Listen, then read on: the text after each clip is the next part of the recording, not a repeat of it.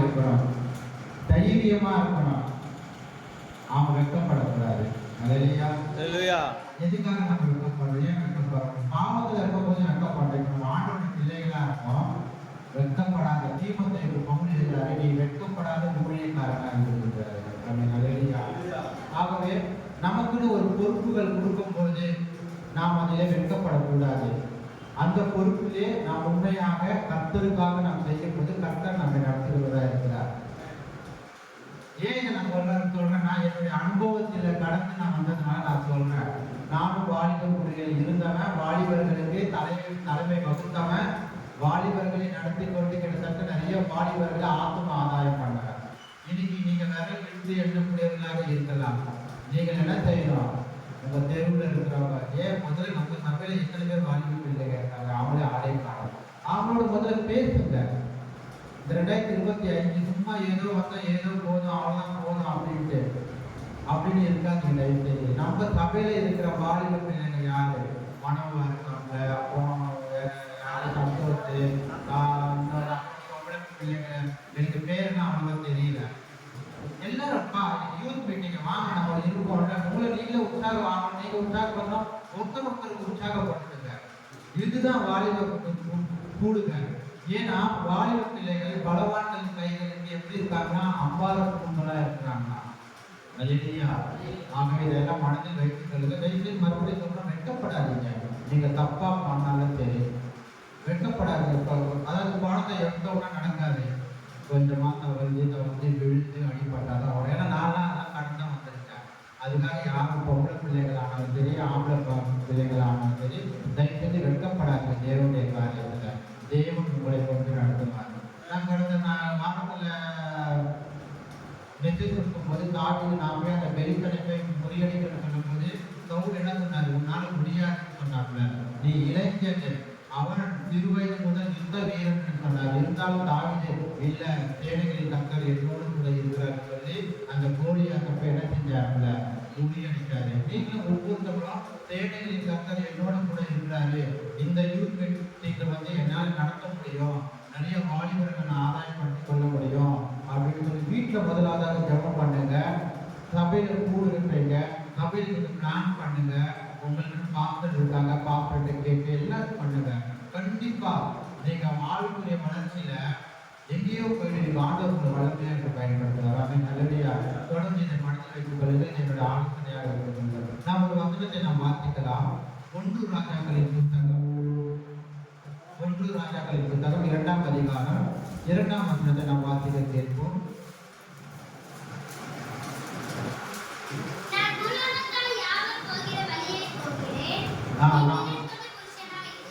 நான் பூலோகத்தார் யாவரும் போகிற வழியே போகிறேன், நீ இடர் கொண்டு கொடுக்கிறாய்.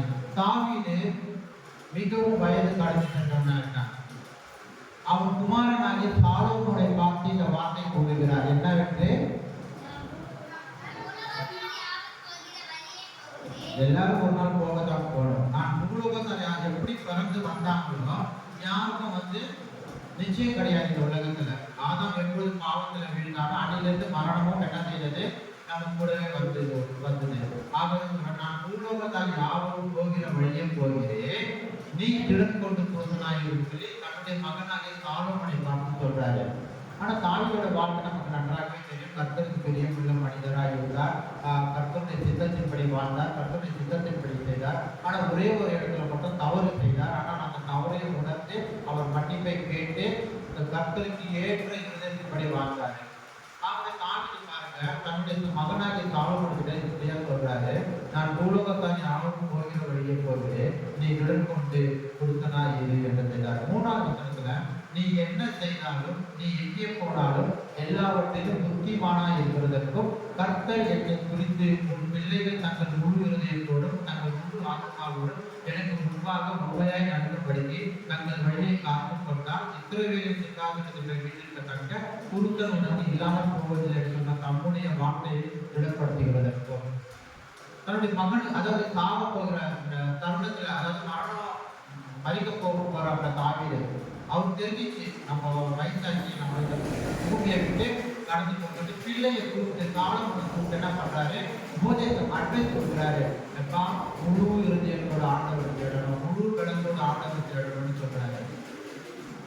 தேவனுடைய தினமே பிள்ளைகள், வாலிப பிள்ளைகளே, இன்றைக்கு போன வருடம் நாம் எப்படி ஆராய்ந்தோம், எப்படி கர்த்தரை சொன்னோம். போன வருடம் முடிந்து போனது. இந்த 2025ஆம் ஆண்டிலே நாம் ஒவ்வொருவரும் என்ன செய்திருக்கிறோம், அடியெடுத்து வைத்திருக்கிறோம். ஆக இந்த 2025ஆம் ஆண்டு முழு உள்ளத்தோடு முழு பலத்தோடு நாம் ஆண்டவரை தேடுவதாக இருக்க வேண்டும். அவன் நல்லையா முழு இதயத்தோடு ஆராதிப்பது என்றால் என்ன?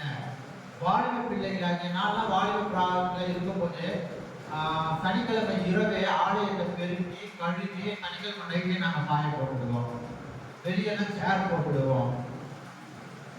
ஞாயிற்றுக்கிழமை 6 மணிக்கு சபை, எல்லாம் ஞாயிற்றுக்கிழமை ரெடி பண்ணிடுவோம். சில இடத்துல பார்த்தீங்கன்னா கரெக்டாக அந்த ஞாயிற்றுக்கிழமை ஏன் சொல்ல வரேன்னா, முழு இருதயத்தோட ஆராதிக்கிறது என்ன பண்ணுவாங்க, ஒரு நாள் முன்னாடியே எல்லாம் ரெடி பண்ணிடுவாங்க. அவன் நல்லடியா இது நாயம் போய் காய போடணும், நாயம் போய் பெருக்கணும், நாயம் போய் சேர் போடணும் அப்படி இல்லை. இது இந்த சபைக்காக செய்யல, கர்த்தருக்காக நீங்க செய்வீங்க. நல்லடியா உங்களுக்கு நன்றாகவே தெரியும் சாமுவேல் தீர்க்கதரிசி. சாமுவேல் தீர்க்கதரிசி எங்கே வளர்க்கப்பட்ட? தேவனுடைய ஆலயத்தில் வளர்க்கப்பட்டார். அண்ணாளுக்கு பிள்ளையை இல்லாத போது அவள் ஒரு பொருத்தனை பண்ணினால், எனக்கு ஒரு ஆண் பிள்ளை கொடுத்தினாலும் உயிரோடு இருக்கும் நாளெல்லாம் உனக்காக நான் ஒப்பு கொடுக்கணும்னு சொல்லி கர்த்தர் கொடுக்குறாரு. அப்புறம் என்ன பண்றாங்கன்னா ஏரி கிட்ட கொடுக்குறாங்க. ஏரி பாஸ்டர், நம்ம பார்த்து சொன்னோம்னா பாஸ்டர் ஆசாரிங்க. அப்போ ஒரு நாள் நைட்ல சாமுவேல் கூப்பிடுறாரு. அப்போ உடனே சாமுவேல் என்ன பண்றாரு, ஏரி தாத்தா தான் கூப்பிடுறான்னு சொல்லிட்டு, என்ன தாத்தா நீ கூப்பிட்டீங்களான்னு போய் கேட்கிறாரு. இல்லப்பா நான் அவனை கூப்பிடலப்பான்னு சொல்றாரு. அல்லையா திரும்பி போய் படுத்துக்கிறாப்புல. திரும்பி சாமுவேலேன்னு சொல்றாரு.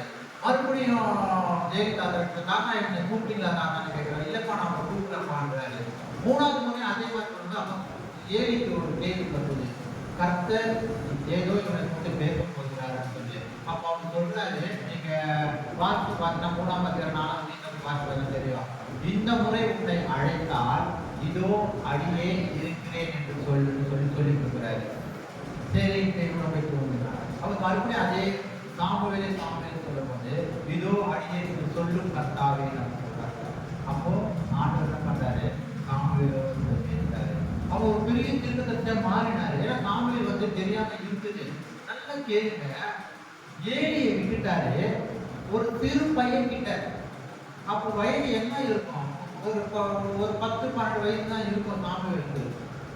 அவரை தீர்க்கதரிசியாக மாற்றினார். வேதம் என்ன சொல்கிறது என்றால், தான் முதல் பெயர் செபா வரை சாமுவேலின் கீர்த்தி புகழ்ச்சி எங்கும் பரவியதான். உங்களுக்கு புரியும்படி சொன்னா, தமிழ்நாட்டில இருந்து டெல்லி வரைக்கும் சாமுவேலின் கீர்த்தி புகழ்ச்சி அப்படியே பரவிச்சாமே. சாமுவேலுடைய பேர் பெருமையாக சொன்னாங்களாம். அவர் தீர்க்கதரிசனம் சொன்னாருன்னா அவருடைய தீர்க்கதரிசனத்தை காத்திருப்பான். கர்த்தர் அவருக்கு பலத்த காரணம் பேசினார், சவுலை ராஜாவாக்கினார், அநேக ராஜாக்களை அபிஷேகம் பண்ணினார் சாமுவேல். நல்ல பேருங்க. பாஸ்டரை விட்டுட்டாரு, ஆனா யாரை தேர்ந்தெடுத்தாரு, சபையில இருக்கிற வாலிப பையனை. தேவன் உங்களுக்கு கூட ஏதோ ஒரு திட்டத்தை வைத்திருக்கிறார். இந்த ஆரம்ப நாட்களில் இந்த சபை கீழே இருக்கும் போது நான் ஜபாத்திகா பண்ணி எல்லாம் என்ன பண்ணுவோம், இல்லை சபைக்காக உழைத்தோம், எல்லாம் இது பண்றோம். இன்னைக்கு உழைத்ததுனாலதான் இன்னைக்கு உங்க முன்னாடி ஊழியக்காரர்களா நிற்கிறோம். நல்லபடியா இது நான் பெருமையா சொல்லல, இது சாட்சியா சொல்றேன். ஏன்னா தாவீது கூட அப்படிதான் தன்னுடைய மகளை பார்த்து தாழ்வு சொல்றாங்க. என்னன்னு, நீ நிழற்கொண்டு புருஷனா இருன்னு சொல்றாரு. ஏன்னா அப்பா நான் வாழ்ந்தேன், நான் முடிஞ்சு போறேன், இனிமே நீ வாழணும் அப்படின்னு சொல்றாரு. எரேமியா 29:13 வாசிச்சு பாருங்க. எரேமியா 29:13.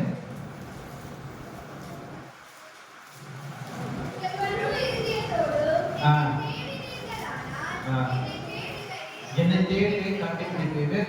இங்கேயும் பாருங்க, முழு இதயத்தோட தேடு. ஆண்டவர் 90% கேட்கல, 100% தான் கேட்கிறாரு. இல்ல நான் 90% நான் 9 மணிக்கு வரவங்க, 9:30க்கு வரவங்க டைம் ஃபாலோ பண்ணணும். நான் சில டைம்ல லேட்டா போனா ரொம்ப வருத்தப்படுவேன். ஐயோ நம்ம லேட்டா போயிட்டோம்னு சொல்லி ரொம்ப ஃபீல் பண்ணுவேன். யார்கிட்ட மன்னிப்பு கேட்பேன். ஆனா சில பேர் வாரம் அவங்க டைம் கேட்டாம அந்த டைமுக்கு வராங்க. அப்படி வரும்போது அவங்களுக்கு ஒரு மனசாட்சி இருக்காதா அப்படின்னு கூட நான் யோசனை பண்ணுவேன். எனக்கெல்லாம் இந்த லேட்டா நான் திருமணமாகி இந்த ஏரியாவுக்கு வரும்போது குடுத்தனம் வரும்போது நானும் பாபுரன் அப்போ இந்த தச்சு கீழே இருக்கும். கரெக்டா வந்து தச்சு ஆறதுக்கு முன்னாடி உள்ள வந்துடுவேன் நான். அப்போ என் மனைவி சொல்லுவா, அவங்கெல்லாம் லேட்டா பரவாயில்ல, நீங்க தான் வீட்டுக்கு முன்னாடி போடுவேன்னு சொல்லுவா. உண்மையா இது சொன்னதுதான். அப்போ என் மனைவிக்கு வந்து அவ்வளோ ஆட்டோ பத்திலாம் தெரியாது. அப்போ நான் சொல்லுவேன், நான் வந்து கர்த்தரை பார்த்து தான் ஆராதிக்க போகிறேன் தவிர மனுஷங்களுக்காக நான் ஆலயத்துக்கு நான் போறேன்னு சொல்லுவேன். ஏன்னா கர்த்தர் வந்து பார்க்கிறாரு. ஏன்னா சபையின் சட்டத்திட்டம் இத்தனை மணிக்குன்னா இத்தனை மணிக்கு அவன் எழுதியா. ஒருவேளை நீங்க வந்து லேட்டா வரலாம் இருந்தீங்கன்னா அது யாரா இருக்கும், நானா இருக்கும், பார்க்கற யாரா இருக்கும், அது எல்லாருக்கும் பொருந்தும். இல்ல பார்க்கற லேட்டா வரலாம், இல்ல குரூபன் லேட்டா வரலாம், இல்ல சிஸ்டர் லேட்டா வரலாம், அப்படி இல்லை, எல்லாருக்கும் பொருந்தும். 2025 8:30 மணிக்கு ஆறாங்கன்னா 8:25 தான் உள்ள இருக்கும் அப்படின்னு ரெடியா. எந்த வேலை எல்லாமே பழைய பாட்டெல்லாம் பாருங்க, எந்த வேலையும் செய்யக்கூடாது. பழைய பாட்டு காலத்து ஓய்வு நாளை வந்து ஆண்டவருக்கு கதை மூலிகளோடு குழுக்குள்ளோட ஆராதிக்கிறது. எந்த வேலை அப்படி ஏதாவது வேலைக்கு போயிட்டாங்கன்னா அவங்க வந்து கட்டாலே அடிச்சு சாப்பிடுறாங்க. பழைய பாட்டு காலத்துல ஆண்டவர் அந்த மாதிரி நம்ம விடல. என்னன்னா 2.5 மணி நேரம் ஆராதனையில வந்து கூட நம்ம வந்து ஓர வஞ்சனம் பண்ணோம்னா இப்படி எதுக்கு சொல்றோம்னா முழு இதயத்தோடு முழு உலகத்தோடு எப்படி நம்ம ஆராதிக்கிறதுன்னா இதுதான் காட்டுறது. இதுதான் காட்டுறது. எப்படி முழு உள்ளத்தோடு நான் ஆராதிக்க போன ஆண்டவருக்கு அப்போனா நான் 8:25 நான் உள்ள இருக்கணும். அவன் நகரியா முழு பலத்தோடு நான் ஆண்டவர் ஆராதிக்க போறேன் அப்படின்னா நான் என்ன பண்றோம், இந்த ஆலயத்தை வந்து என்னென்ன தெரியல, என்னென்ன இது இருக்கு, லைட் எதுக்கா அப்படி ஏற்றியா, இல்லை ஒன்னடை இருக்கா, அதெல்லாம் சுத்தம் பண்றோமா, இல்லை இதெல்லாம் இது கர்த்தர் மேல இருக்கிற வாஞ்சியில நம்ம வீட்டில் நம்ம வந்து செய்ய அப்படி விடுறது கிடையாது. இது கர்த்தருடைய ஆலயம், கர்த்தருக்காக நாம வந்து செய்யணும். தேவனுடைய திறமை ஆண்டவர் வந்து அப்படியே தான் இருக்காரு. நான் சொல்றாரு, இன்னைக்கு நீங்க வாலிப பிள்ளைங்களா இருக்கீங்க, இது உங்கள் வாழ்க்கையில நீங்க வந்து தொடர்ந்து தேக்கி பாருங்க, நடைமுறையில கொண்டு வாங்க. கண்டிப்பா கர்த்தர் வந்து உங்களுக்கு வந்து பெரிய காரியத்தை செய்வார். நீதிமொழிகள் 4ஆம் அதிகாரம் 20-22 வாசிக்கலாம். நீதிமொழிகள் 4:20-22.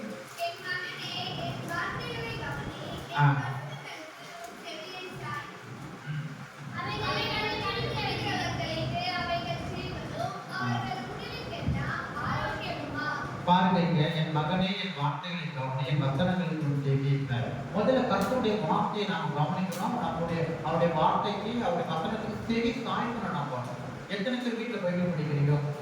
டெய்லி படிக்கிறோம் பைபிள். தொடர்ந்து ஒரு 5 அதிகாரம், மினிமம் 5 அதிகாரம். ஏதோ கேலண்டரை பார்த்து படிக்கிறீங்களா வசனம்?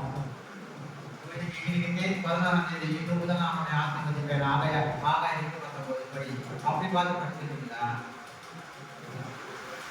தொடர்ந்து ஒரு 5 அதிகாரம் தான் படிங்க. 5 அதிகாரம் படிச்சீங்கன்னா ஒரு பூஸ்ட் ஏறும். நாளைக்கு நீங்க 10 அதிகாரம் படிப்பீங்க. அப்போ ஹோல் பைபிள் எப்படி ரொம்ப முடிப்பீங்க நீங்க சொல்லுங்க. எக்ஸாம் பரீட்சை வந்தா ஊந்து அன்னைக்குதான் ஊந்து படிப்போம். டைம் எத்தனை மணி நேரம் ஆனாலும் படிப்பாங்க. ஆனா வேதத்தை வந்து டெய்லி படிக்கிறதுக்கு நாம வந்து என்ன பண்றோம், சோம்பல் உள்ளவர்களா இருக்கணும். இது வசனம் என்ன சொல்லுது பாருங்க, அவைகளை ஒரு கண்களை விட்டு தெரியாது என்பதாக அவைகள் இருதயத்துக்குள்ளே காத்துக்கொள். என்னது? வேதத்தை காத்துக்கொள், வேத வசனங்களை காத்துக்கொள்ளணுமா. அடுத்தது அவைகளை கண்டுபிடிப்பவர்களுக்கு அவைகள் ஜீவனும் அவர்கள் உணர்வுகள்லாம் ஆரோக்கியமா இருக்கிறது. அதே 25 வாசிக்க,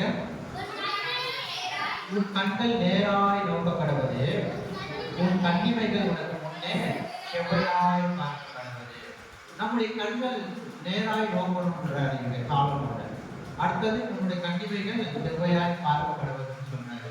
தேவனுடைய வாலிப பிள்ளைகளே, நம்முடைய கண்கள் பின்னாத்து வாலிப பிள்ளைகள்லாம் என்ன பண்றான், கீழே விழ பார்க்கலாம். ஆகவே நம்முடைய கண்கள் யாரை நோக்கி இருக்கிறோம், கர்த்தரை நோக்கி இருக்கிறோம். நம்முடைய கண்ணிமைகள் வலது புறத்தில் சாய்வாக இடது புறத்தில் நேரா நம்ம பார்க்கிறோம். ஆனா சாலமோன் பாருங்க, நன்றாக தான் பார்த்தார். ஆனா நடுவில் என்ன பண்ணாங்க, வலது புறத்தில் இடது புறத்தில் சாய்ந்ததால வீழ்ந்துட்டான். விக்கிரகங்களை சாலமோன் அந்த ஞானத்துல சிறந்தவனே. அப்படிப்பட்ட ஞானம் ஆண்டவர் யாருக்குமே கொடுக்கல. சாலமோன் பத்தி நமக்கு தெரியும். சொப்பனத்தில் ஆண்டவர் என்ன கேட்கிறாரு, அவன் ஞானத்தை கேட்கிறான், ஆண்டவர் கொடுக்குற எல்லாத்தையும் கொடுக்குறாரு, ஐஸ்வர்யத்தெல்லாம் கொடுக்குறாரு. ஆனா கொஞ்சம் வருடங்கள் அவங்க அப்பா இறந்து அவன் ராஜாவாக சில வருடங்கள் கழித்து அநேக ஸ்திரீகள் பேர் அவனுடைய கண்கள் கொடுக்கிறான். அவனுடைய கண்கள் எவ்வளவு முக்கியமானது பாருங்க. ஏற்றி சொல்றாரு, உன் கண் தெளிவாக இருந்தால் உன் சரீரம் முழுவதும் வெளிச்சமாக இருக்கும், கண் கெட்டதா இருந்தால் உன் சரீரம் முழுவதும் இருளாக இருக்கும்னு சொல்றாரு. அப்ப நம்முடைய கண்கள் எப்படிப்பட்டதா இருக்கிறது? நேராக நோக்கப்படணும். இப்ப நம்ம போறோம், எவ்வளவோ நம்ம பார்க்கணும், அதுல நல்லது இருக்கு கெட்டது இருக்கு. நமக்கு நல்லது மாதிரி கெட்டதுல போய் விழுந்துடக்கூடாது. அப்படி கெட்டதா இருக்கா விலகி போகணும் நம்ம. அதுதான் வாலிப பிள்ளைகளுக்கு அழகு. அதுல போயிட்டு இன்னும் கொஞ்சம் நம்ம போய் என்ன செய்யக்கூடாது, ஒட்டக்கூடாது. அதோட சேர்ந்து நம்ம அப்படியே மாறிடக்கூடாது. அதுதான் கொஞ்சம் சாலமோன் வந்து இப்படியே சொல்றாரு. 25வது மறுபடியும் வாசிங்க. 4:25. உன் கண்கள் நேராய் நோக்க கடவுது. செவ்வையா என்னது? செவ்வைய நல்லதை பார்க்க கடவுது. அது நீதிமொழிகள் 3:1 படிங்க. நீதிமொழிகள் 3:1. இல்ல மம்மி,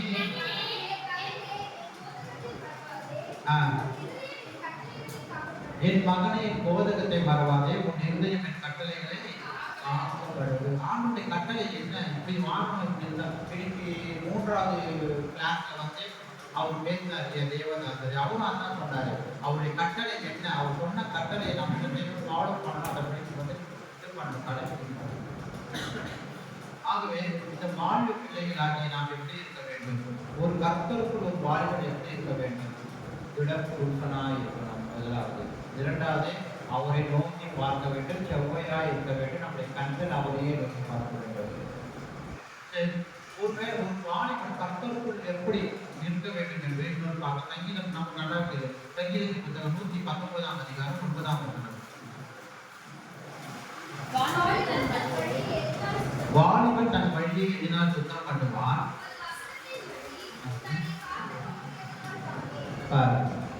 இப்போ ஒரு வாலிப பிள்ளையும் சரி, வாலிபனும் சரி, யாரா இருந்தால் வாலிபர்கள் மாத்திரம் வசனம் வந்து சுத்தம் பண்ணாது, எல்லாரும் வசனம் சுத்தம் பண்ணணும்.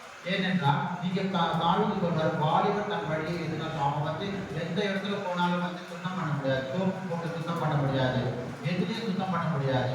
அவன் என்ன தெரியும்னா, எப்படி சுத்தமா அவனுடைய வசனம் மாத்திரம்னா அவனை கழுவி சுத்தம் செய்யும். அவன் நல்லடியா. ஏனென்றால் இயேசு கிறிஸ்துவின் ரத்தம் தங்க பாவத்தை சுத்திகரிக்கிறது என்று சொல்லப்படுது. 1:9 தேவனுடைய ஜனமே, அப்போ வாணிபன் எப்படி இருக்க வேண்டும் என்ற கர்த்தர்கள் பரிசுத்தமாய் இருக்க வேண்டும், சுத்தமாய் இருக்க வேண்டும். அவருக்கு இணைந்து வந்து காணப்பட வேண்டும். அதே சங்கீதம் 119 இது 10வது வசனம் பார்த்தீங்க. என் முழு இருதயத்தோடு போய் தேடுகிறேன், வழி தப்ப விடாது. முழு இருதயத்தோடு ஆண்டவருக்கு தேடணும். அப்போது அவருடைய கற்பனைகளை வந்து நாம வழிவிடவே கூடாதுங்க. இரவு நேரத்துல பைபிள படிச்சுட்டு தூங்குங்க. தயவு செய்து இரவு நேரத்தில் தூங்குறதுக்கு முன்னாடி பைபிள படிச்சுட்டு தூங்குங்க. அதே மாதிரி காலையில ஏற்றவுடனே நேராக போய் பல்ல வளைக்கி முகத்தை கழுவி பைபிளை எடுத்து படிங்க. நேராக போயிட்டு என்ன பண்றது, போனுக்கு பார்க்கறது, பாத்ரூம்ல உட்காந்து போட பார்க்கறாங்க. பாத்ரூம்ல உட்காந்து போடணும்னா அவங்க எல்லாமே வந்துருக்காங்க. அது என்ன கர்மான்னு தெரியல. அல்லையா? ஏன்னா ஃபர்ஸ்டெல்லாம் ப்ரேயர் பண்ணி சாப்பிட்டாங்க, இப்போ கையில போன வச்சுட்டு சாப்பிடுறாங்க. எல்லாம் என்ன அவங்க வந்து கர்த்தரை அறியாதப்ப அவங்க எப்படின்னா வாழணும். நீங்களும் நான் அப்படி அல்ல. அவருடைய கற்பனைகள், அவருடைய கட்டளைகள் வந்து என்ன பண்ணுறது சரியாக நம்ம வந்து எப்படி ஜெபம் செய்யணும்னா, மத்தவங்க மீண்டும் வந்தீங்க அப்படின்னா நம்ம ஜெபம் பண்றது எப்படி, அவரை போய் தேடணும். அதுதான் ஜெபம் பண்றது. அடுத்தது உங்களுடைய கற்பனை விட்டு வழி தப்பக்கூடாது. இப்போது நீதிமொழிகள் 1:10 பார்த்தீங்க. நீதிமொழிகள் 1:10.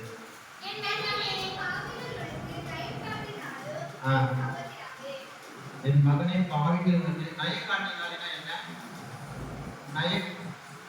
நயம் காட்டினார் வஞ்சகமா அப்படி நைஸா கூப்பிடுவாங்க, அப்படியே நைஸா கூப்பிடுவாங்க, ஏமாத்தி கூப்பிடுவாங்க. அதான் நயம் கட்டினாலே சம்மதியாது. ஆண்டவரும் அப்படிதான் நம்மளை கூப்பிட்டாரு, நயம் காட்டி கூப்பிட்டாரு. வனாந்தரத்தில் நயக்காட்டி உன்னை இனிதாய் வருந்தி அழைத்தான். வனாந்தரத்துல அழைச்ச நம்ம நயக்காட்டி ஒரு ஆட்டுக்கு எப்படி இலைய அப்படியே அந்த மாதிரி நம்மளை நயக்காட்டி ஆண்டவர் நல்ல இடத்துல கொண்டு போய் நம்மளுக்கு போய் வச்சிருக்காரு. அப்படின்னு நல்லையா? ஆனா பிசாசு அப்படி பண்ண மாட்டான். உங்களை நயம் காட்டி அப்படியே என்ன பண்ணுவான், டைரக்டா வரமாட்டாங்க. யார் மூலமா வருவாங்க? நண்பர்கள். ஆதாரம் ஏவாளுக்கு தப்பு மூலமா வந்தான், யோகுக்கு மனைவி மூலமா வந்தான், பேருக்கு டைரக்டாவே புகுந்தான். ஆனால் சொல்ல முடியாது.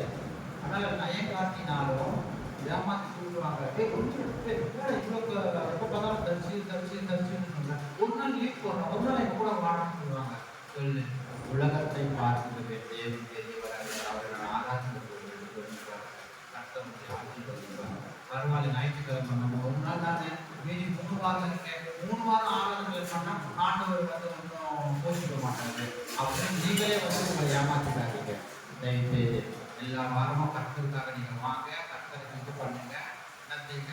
உண்மையா இருக்கிற 2025 பாவிகளோட நயக்கட்டினாலும் அதற்கு நீ என்ன பண்ணாது சம்மதியாக சொல்லப்படுகிறது. அடுத்தது 2 தீமோத்தேயு 2ஆம் அதிகாரம் 25. 10 நிமிஷம் தான் சொன்னாங்க. நான் ரொம்ப நேரம், ஏன்னா வாலிபர்களுக்காக நான் உங்களுக்காக நீங்க நல்லா வரணும், வாலிபர்கள் எப்படி இருக்கணும்னு சொல்லி நான் பேசியிருக்கேன். 2ஆம் அதிகாரம் 2:22.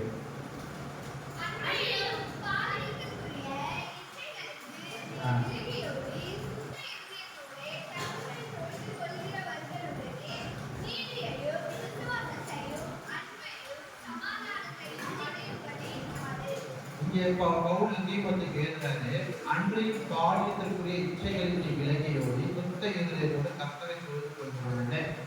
அப்போ யார் கூட நம்ம ஐக்கியம், யாருக்கு சுத்த இருதயத்துடனே கர்த்தரை தொழுது கொள்கிறாங்க பாருங்க. இப்ப ஆவியில நம்ம அனலாயிட்டோம்னா எப்படி இருக்க முடியும்? நல்லா ஜெபம் பண்ணணும். ஜெபம் பண்ண உடனே ஆவியில அனலாயிட முடியுமா? இப்போ நான் வந்து ஆவியில அனல் இல்லைன்னு வச்சுக்கோங்க. ஜெபா வந்து நல்லா அனலா இருக்காப்புல. அப்படி ஜெபாவோட சேர்ந்து நான் ஜெபிக்கும் போது அந்த அனல் என்ன செய்யும்? ஜெபாவோட அனல் என் மேல வந்துடும். அப்ப நான் என்ன பண்ணுவேன்? அனலாயிடுவேன். இன்னும் குறிப்படி சொன்னா, அடுப்பு எரியுது இல்லையா? அடுப்பு எரியும் போது சாதாரண ஒரு கறிக்கட்டை அதோட போட்டு பாருங்க, என்ன ஆகும்? கறிக்கட்டை அதுவும் அனலாயிடும். அதுதான் என்ன பண்றது? அதுதான் என்ன சொல்லப்படுற வசனம், கர்த்தரை தொழுது கொள்கிறத யாரெல்லாம் உண்மையா ஆளுடைய வாழ்க்கையில வாழ்றாங்களோ கர்த்தரை தொழுது கொள்கிறத நீதியை விசுவாசத்தை. ஏன்னா அவங்க கர்த்தரை பற்றி பேசுவாங்க, ஊழியத்தை பற்றி பேசுவாங்க, வயிற்றை பற்றி பேசுவாங்க, கர்த்தருடைய எல்லாருடைய காரியங்களும் அவங்க பேசுவாங்க. நீதியையும் அன்பையும் சமாதானத்தை அடையும்படி நாடு சொல்லியிருக்காரு. தீபத்துக்கு நிறைய பேசியிருக்காரு. நல்லா அதிகமா வந்து வாழ்க்கையில அப்போஸ்தலர்ல இருந்து இந்த பவுலின் நிருபங்களை தான் அதிகமாக நான் படிச்சேன்.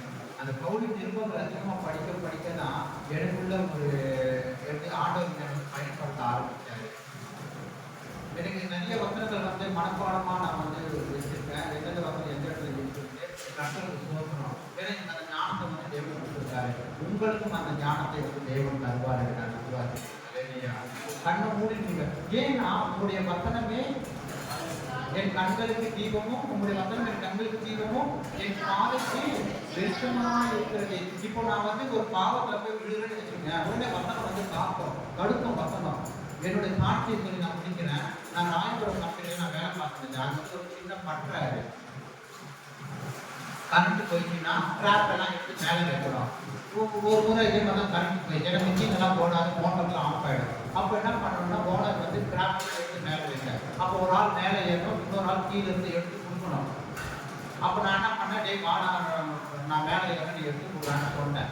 எடுத்து கொடுக்குறேன். ஆனால் இது நான் ஓனர் தான் இல்லையான்னு சொல்லிட்டு அவன் என்ன பண்ணால் ஃபோனை பார்த்துட்டு நோண்டிட்டு ஏதாவது பண்ணிட்டு இருந்தான். நான் கரண்ட் இல்லையே, வேற ஓனர் வந்தோன்னா எதாவது பார்த்து கற்ற போகிறேன். நான் என்ன பண்ணேன், ஸ்கிராப் எடுத்து சேர் மேலே ஏறுறேன், திருப்பி மேலே வைக்கிறேன், இறக்குறேன், மேலே ஏறுறேன், வைக்கிறேன். அப்போ என் மனசுக்குள்ள ஒரு எண்ணம் போட்டு, நீ எதுக்கு ஒரு ஆளை நீ கஷ்டப்படுற? ஓனர் வர பொறுமையாக செய்ய, ஓனர் வருவார், அந்த பையனை திட்டுவார். அப்போ என் மனசு என்ன ஆச்சு, ஆமாம் அந்த பையனை திட்டு அவன் பேச்சு கேட்கல சொல்லிட்டு வேகமாக செஞ்ச மனுஷன் நான் மெதுவாக இறங்கி ஏறி பண்ண போது டக்குட்டு ஒரு வசனம் ஞாபகம் வந்தது. வேலைக்காரரே, உங்கள் எஜமான்களுக்கு பார்வைக்கென்று வேலை செய்யாமல் உண்மையுடன் வேலை செய்யுங்கள் சொல்லு. அப்படியே மனமான எல்லாத்தையும் நானே அனுப்பிட்டேன். ஏன் சொல்ல வரேன்னா, வசனம் தான் நம்மளை வந்து என்ன செய்யுது, பாதுகாக்குது. வசனம் தான் நம்மளை வந்து சுத்திகரிக்குது. நான் விழ போனேன் பாவத்துல, கொஞ்சம் வழியில விழ போனேன். ஆனா நான் கீழே விழாத படிச்சு தேவன் என்ன பண்ணாரு, வசனத்தை அனுப்பி என்னை பாதுகாத்து நீதிமான் 7 முறை விழுந்தாலும் அவன் திரும்ப எழுந்திருப்பான் வசனம் சொல்லுது. ஆகவே வாழ்வுக்கு இன்னொரு விஷயம் நான் சொல்றேன், தப்பா அதான் நான் சொன்னேன், தப்பா போனாலும் சரி, தப்பா திட்டாலும் சரி, நீங்க யாரும் பார்க்காதீங்க. திட்டுறாங்க, இது பண்றாங்க, கிண்டல் பண்றாங்க, யாரையும் எதிர்பார்க்காதீங்க. என்னால கிண்டல் பண்ணாங்க, திட்டு வாய்ங்க நானு திட்டி பேசினேன் அப்படி இருந்தேன். நீங்க ஆண்டவர் ஏன்னா நான் வெட்கப்படாம பரவாயில்ல, யார் வேணாலும் கிண்டல் பண்ணட்டும், அவன் வந்து சினிமா பாட்டுட்டு ட்ரெயின்ல பாடிட்டு தாளம் பண்ணிட்டு போறான், நான் தைரியமா ஆண்டவர் பாட்டு பாடிட்டு போவேன். இப்படியெல்லாம் வைராக்கியமா இருந்தேன். ஆகவே இன்னொன்று வந்து உங்களுடைய வாழ்க்கை வரல தைரியமா உற்சாகமா சுவிசேஷனுடைய குரல் எப்படி வரணும், மைக் இல்லைனாலும் மைக் சவுண்ட் எப்படி வெளியே வரும், அது போல ஒரு குரல். அப்பதான் கிராமத்தை உதவி பண்ண முடியும். நிறைய சுவிசேஷனுடைய பூர்ணியமே அதுதான். குரல் நல்லா அப்படியே கிழியணும், பிளேடு போட்டு அத்தா இப்படி அந்த மாதிரி இருக்கணும். ஆகவே நீங்க வந்து வயலுன்னு ஜம்ப் பண்ணாதீங்க. நீங்க இன்னைக்கு பிறகு ஜெபம் பண்ணும்போது எனக்கு ஒன்றுமே புரியல, வார்த்தையே புரியல. ஒருவேளை அவங்க புரிஞ்சு நான் எல்லாரும் நல்லா வரணும். அடுத்த முறை நான் பார்க்கும்போது இந்த எல்லாம் சேரம் நடத்தி இருக்கணும். முதல்ல நம்ம ஆளுக்குள்ள இருக்கிற வாலிபர்கள் பிடிங்க. இப்போ வாப்பா மீட்டிங் பாருங்க, நம்மளே ஒழுங்கா இல்லைன்னா வெளியே இருக்கிறவங்க எப்படி ஒழுங்கா கேளுங்க. உங்களுக்குள்ள நீங்க பேசுங்க. பின்னாடி அண்ணாத 12 பசங்க நாளைக்கு நம்ம வாயில் வருவாங்க. ஏன்னா அவங்க உபயோகம் உட்காந்துறாங்க பாருங்க. எனக்கு அவங்க வீட்டுல இருக்க ஒவ்வொரு இருக்கிறது ரொம்ப பெருமையா இருக்கும். ஏன்னா வசனத்தெல்லாம் அவங்க நல்லா இது பண்றாங்க. ஏன்னா வாலிப பிராயத்திலே சிருஷ்டிகரை நீனே வயசான பிறகு நினைக்க முடியாது. நீ வாலிப பிராயத்தில் நினைச்சாதான் ஆண்டவர் உன்னை வந்து நாமுவேன், ஏற்றுவேன், போன்றேன், தப்பு பேர் சொல்றாரு. நீ வயசான காலத்துக்கு போயிட்டு ஆண்டவர் நீ யாருன்னு தெரியாது சொல்லுவாங்க. ஆகவே நாம் இந்த வசனத்தின்படி வாழ்வோம். கர்த்தர்கள் ஒரு வாலிபர்களாக இருப்போம், உலகத்தை ஜெயிப்போம், உண்மையா இருப்போம், தைரியமா இருப்போம். மறுபடியும் சொல்ற தைரியமா பேசுகிறார். அடுத்த முறை உண்மை காரணம் யாரும் இருக்காது. உங்களுக்குள்ள ஒருத்தர் என்னுடைய இதே மாங்கல் நான் நீங்கெல்லாம் செய்தி கொடுக்கணும்.